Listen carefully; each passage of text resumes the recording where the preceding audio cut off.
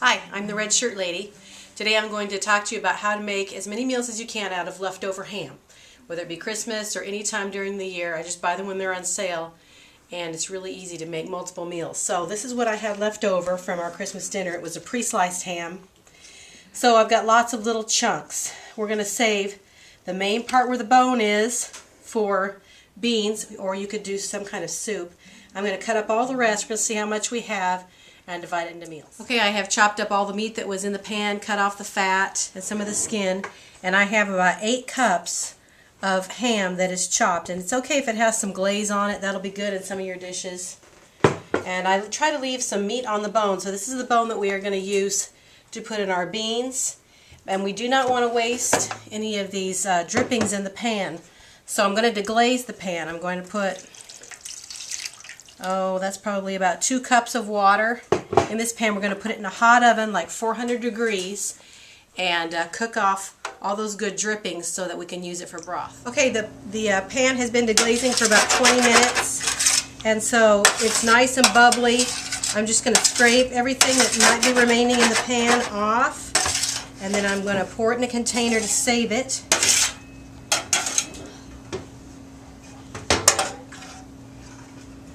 And this is going to be really good, rich broth, so we don't have to buy any.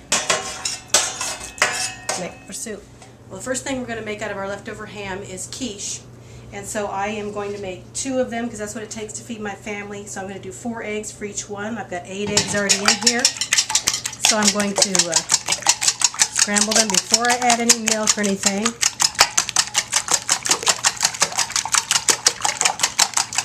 Everything will mix better. I'm going to add a can of evaporated milk. That should be enough for the 2 quiches. And a teaspoon of salt and a teaspoon of pepper, which I've already measured out. And then I always like to put some meat and something green in each one. So you can put whatever you have, but I'm going to put green onions in the first one. Kind of spread those out. And I'm going to put asparagus in the second one, which has already been cooked. This is leftover from Christmas. So that's kind of what I'm doing, using my leftovers here. Then I'm going to put a cup of ham in each one. And spread this out over the bottom of the crust. Now I made these pie crusts in another video, and I showed you how to do that, so you can go back and look at that if you want. I pricked these and I put them in a 450 degree oven for about 10 minutes to pre-bake them a little bit, not all the way. You do that because when you put the liquid in the quiche, it will make the crust soggy if it's not pre-cooked a little bit. So now that we've got all of our main ingredients, we're going to put the cheese next. And I put the cheese before I put my liquid so that it all gets covered with the liquid. So we want about a cup in each one. I shredded an 8-ounce bar of sharp cheese. We always use sharp when we're making dishes like this so we get the most flavor for the least amount of cheese. Then you just pour all of this over the top. Try to spread it out kind of evenly between the 2. You can use a quiche pan. These are just pie plates. Then you would need more ingredients in each one, obviously. They're a little bit bigger.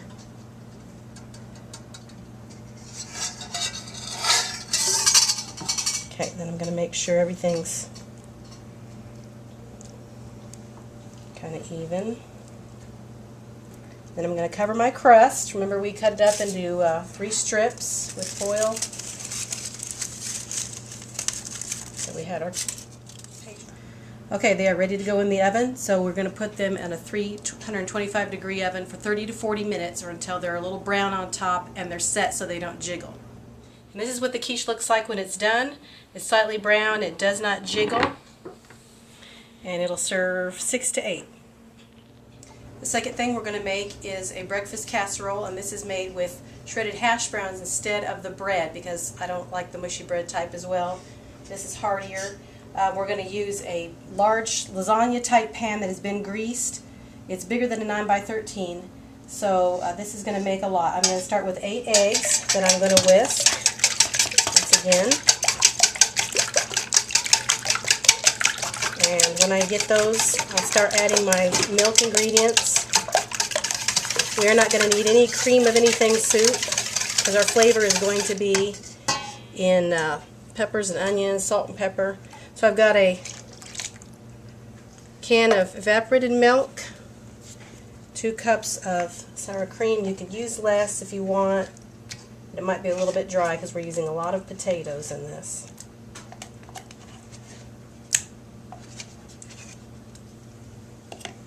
And I'm going to go ahead and add my teaspoon of salt, teaspoon of pepper.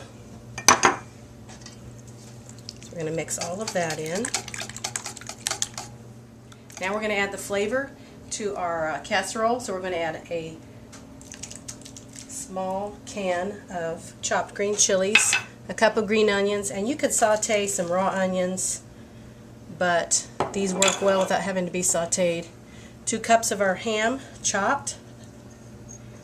And this is a 8-ounce bar of cream, or not cream cheese, but sharp cheddar cheese shredded, and I'm just going to use half of it. We're going to put the rest on top. And then I'm putting in a 26-ounce bag of shredded hash browns. It can be any kind of hash browns. It can be the cube kind if you want. Okay. Now I'm just going to dig in with my hands since this is a big bowl. Get this all incorporated, and then we're going to put it into our big pan. Okay, everything's in the pan. We're going to take the rest of the cheese that we shredded and put it on top. And then this is going to go into a 350-degree oven for about an hour or until it's brown on top. Okay, the next thing we're going to make out of our ham is a dip. I'm sure you've seen something like this before. I took the 2 cups of ham that we're going to use and I pulsed it in the food processor to make it mix better. And then I have 2 8-ounce packages of cream cheese that I have softened. Actually, I put them in the microwave just a tad, about 30-40 seconds, so that they will mix well and not be lumpy cold. So I'm going to put the ham in there, and I'm going to use about a teaspoon of Worcestershire sauce and at least a cup of chopped green onions. I'm using the tops even. You can do a cup and a half, 2 cups, whatever you like. I'm going to mix this in. This is a really easy dip. I'm planning on using this for New Year's Eve, so you can kind of plan on your Christmas ham going for a second holiday.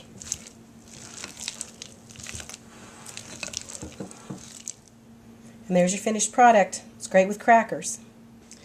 And the next dish we're going to make is ham and beans, or in this case black-eyed peas and ham, because we're going to eat it on New Year's Day and that's what we eat. So you fix them the same way. You can use 1 or 2 pounds. I'm using 2 pounds today of dry black-eyed peas, and you just kind of want to sift them in your hand.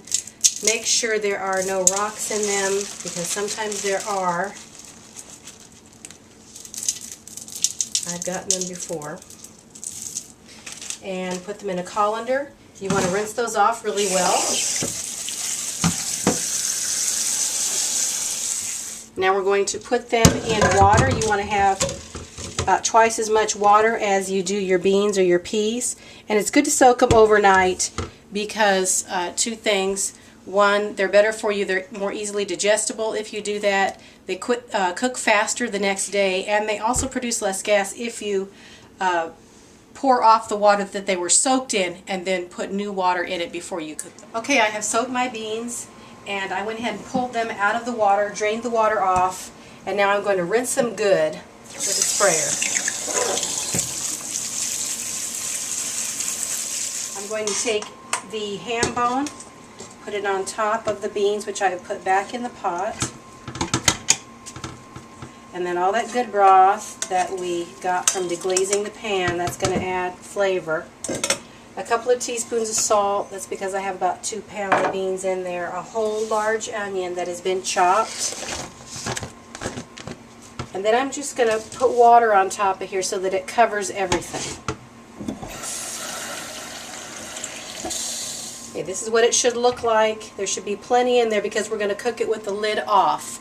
And otherwise it will bubble over. So we're going to let a lot of this water evaporate. It's going to cook down. We want to cook it until the meat's falling off the bones and the beans are tender, which is probably at least 2 hours. Okay, our beans have cooked about 2.5 hours and the meat is now falling off the bones. In fact, the bones are falling apart, so we're going to pull this out and we're going to cool it on some other surface until it's cool enough to touch and we can pick all the meat off of those bones. And this is what the thickness of the broth looks like in your beans. You can add more if you want, or if you want it to be stew-like, you can leave it like that. I picked all the meat off the bones, and this is what I got off of one ham bone. So I'm going to add that to my black-eyed peas. And then I'm going to go ahead and add the other 2 cups that I had left that were chopped because I'm feeding a lot of people. So that it's nice and meaty. And I mix that up. And you might taste it to see if it needs any more salt.